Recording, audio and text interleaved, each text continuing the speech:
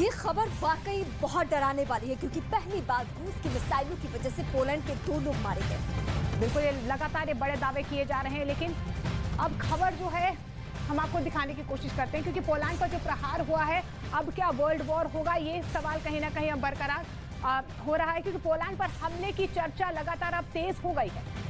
बिल्कुल, देखिए आर्टिकल 4 को अगर आप समझने की कोशिश करेंगे, क्योंकि अब जब पोलैंड पर प्रहार हुआ है तो हर कोई कह रहा है कि कहीं ऐसा ना हो कि वर्ल्ड वॉर हो जाए।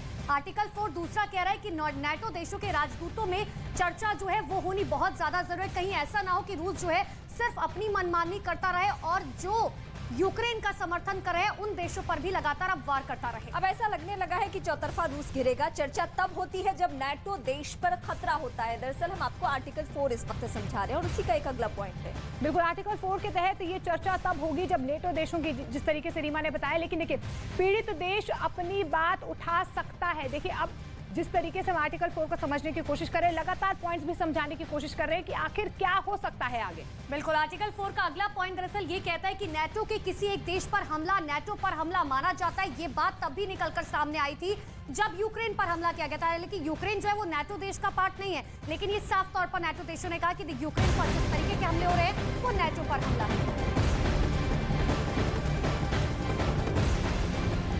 और इस बीच आपको बता दें, बड़ी खबर, यूक्रेन के राष्ट्रपति ज़ेलेंस्की का रूस पर बड़ा आरोप सामने आया है। यूक्रेन में रूस ने 90 मिसाइल अटैक किए हैं जिसमें भारी तबाही हुई है और जिसके कई दिल दहला देने वाली वीडियो तस्वीरें सामने आई हैं। ज़ेलेंस्की ने यह भी आरोप लगाया कि रूस ने यूक्रेन बॉर्डर से लगे दूसरे देशों पर भी हमले की तैयारी शुरू कर दी। बिल्कुल, चेतावनी यहां पर रूस की तरफ से दी गई थी, जिसके बाद पोलैंड को भी निशाना बनाया गया है।